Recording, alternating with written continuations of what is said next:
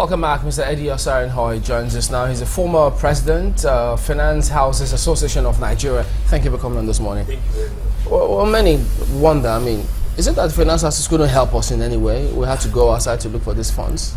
Actually, maybe the government have their own objective, because maybe in view of the fact that they are looking for very huge funds, and maybe at good terms, which are very good. And not only Finance House, there are other institutions that would have helped, but I think the government want to do it themselves. But it's strange that when we have a Minister of Finance, Minister of Budget and all those stuff, maybe the president wants to make it a strategic move by going there personally before they now go. But I think it's a right move, trying to see how we can fund the budget.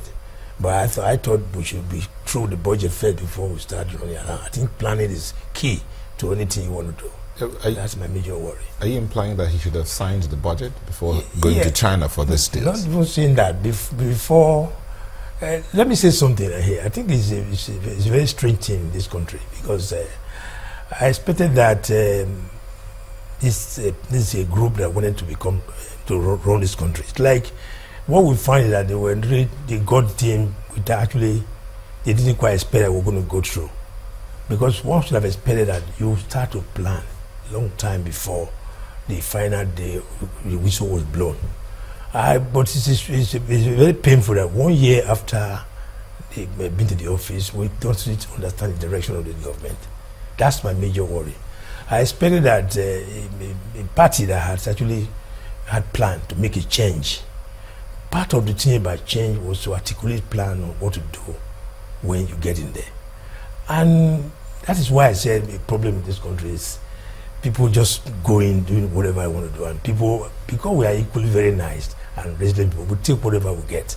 And we just hope everything will change and pray and going to pray. But I think it's something we need to do in terms of articulating your plan. I expected that, without missing word, the president has been trying to get into the office for more than 4 times. So a man that has been doing that thing would have had, look, I have something to offer this country. And so if I have a chance, I would do something and let people know that somebody is here. It's not that when they're not doing something, but I think the delay is getting too much. When people are so restive, they can't do nothing, you don't know the direction of the government, it's very strange and painful to all of us. Now, the president, as you said, he's been trying to get into this about 4 times. But he's finally there, and he's gone to China, for instance, and he's talked about the fact that the projects or the deals, agreements made with China by the previous administrations, he will honor. And then he's asking for more deals to be added to that. Do you think that's a good move? Beautiful. Some level of continuity. Thank you. I've always advocated that. The issue of China didn't come just now, like you rightly said. We know the politics of the international community. The US had a hold here, the Chinese people wanted to come in here, and they are thinking about Africa, not only Nigeria. That's the strategy of China. They want to be able to grow. Why are they coming here? Because they want to grow their GDP and better their economy. And so Chinese haven't maintained a certain level in their operation, want to see how you grow beyond that. The population is growing. They need to look for where they can make more money. So that's the game plan here. So we shouldn't see it as if it's a one-way thing. It's a win-win situation. They want to come in as an inroad to Africa, and Nigeria being the gateway, they can do a lot of things in Africa. They're already here. They're already here and they are doing great things. They are making, because the things are cheaper, and they are mapper, they are all over the place. They're already here. So it's good to see continuity. I'm very much impressed by that continuity, and it encourages us that yes, we can further make gain in keeping what is on and further grow the economy. Yes. Let's even see some of the highlights of this trip to China, itemized. It should pop up now. So some of the agreements, we know there's a $6 billion loan that's been gotten. And then, there's also the currency swap and 15 million. That's for the agri assistance, $50 million. Then there's also the military civil service partnership and the Chinese scholarship to Nigerians. A whole lot of them. Vocational technical training for Nigerians, trade and investment. They signed an MOU about on that aviation one. and Then transportation. MOU on aviation and transportation, which is the one in contention now. But scientific I like that and scientific, that technological cooperation. What are we expecting there? What should we be expecting from That's there? what- The scientific get it. and technological cooperation. Yes. China launched our first satellite into space. Yes. Well, we understand that one got missing, but Yeah. the second one that came after that is out there and all of Yeah. that. Yeah. But what else should we be expecting from this kind of cooperation, scientific and technological cooperation? I think you almost answered it. Nigeria have been trying to go to space and all those stuff sometimes. But I think that's, to me, that's not the immediate need. But I think accepting the economic gain that will get out of that, that's the Okay, let's narrow it down. Yes. Manufacturing, Yes. telephones. I mean, bulk of the phones that are used in the country come from that area. Computers, cars. Yes. What do you think? Should it be more, because the president's talking about processing and manufacturing here. What would you expect? Sure. That's because they, like I said, they are already here. They want to further have a hold on this economy. And these are things that they have studied. That's part of planning. They look at Nigeria. These are things that are We dear got the to market. us. Yes, we got the market. These are things that are dear to us. That's why I kept saying that they look at it that, oh, we need power.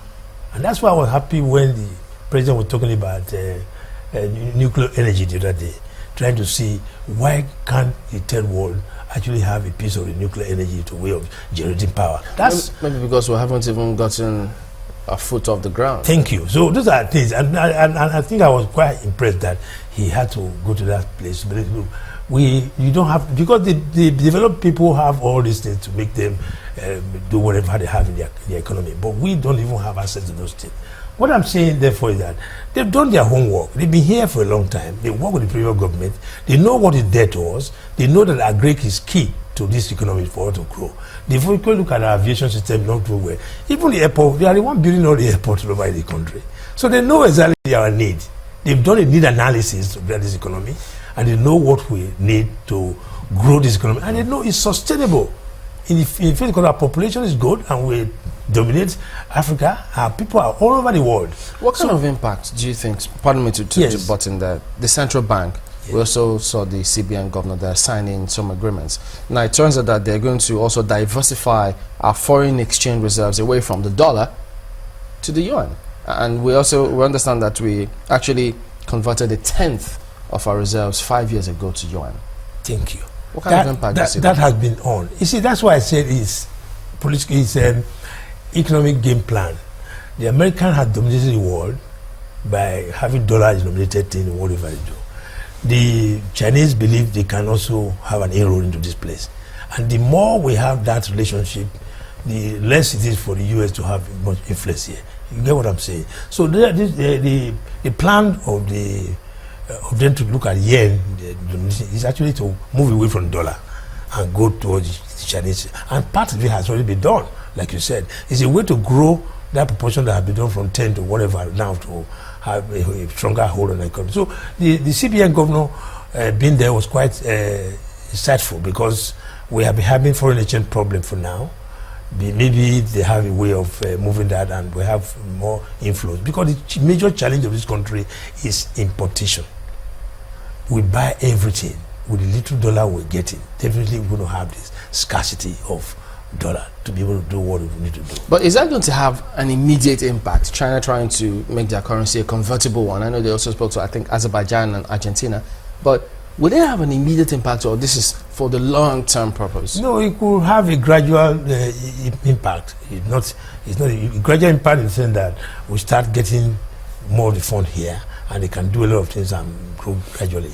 But I think what is very interesting with what we read here is the need to do a lot of, they've done some analysis of this economy. Agric is very key, power is key, and employment generation is key. Those things we saw there could actually help to jumpstart this economy in terms of being visible here. You know, they're already here. Maybe they want to play more to be able to have a further reach in this economy. I think that is the whole thing I can see from it. And the American thing has been a problem for Nigeria, because it's been a ding-dong thing.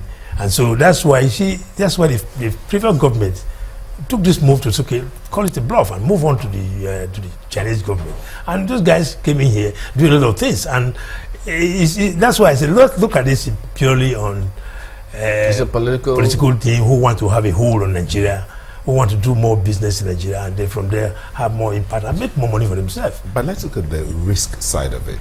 Yes. Well, for lack of a better word, propensity to go out borrowing, isn't that opening us up to more risk as it is?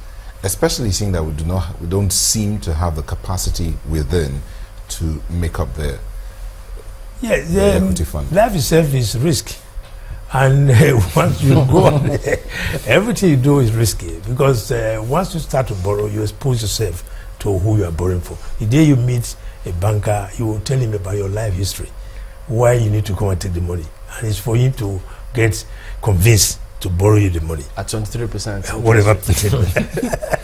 But what I'm trying to say is that those are part of risk in borrowing. You have exposed yourself to whatever, and that's why I said they're already here, because we borrowed before and they have a hold. They've known this economy. They've done a need analysis, and so the immediate invitation to our president to come in is to say, okay, let's see how we protect what we have. But that capacity to pay back, yes, the other side of it, we have that capacity. Further, you see, you need to borrow more to be able to pay back, because this economy is good. They know that we have. We need to borrow more. Yeah, they know that we have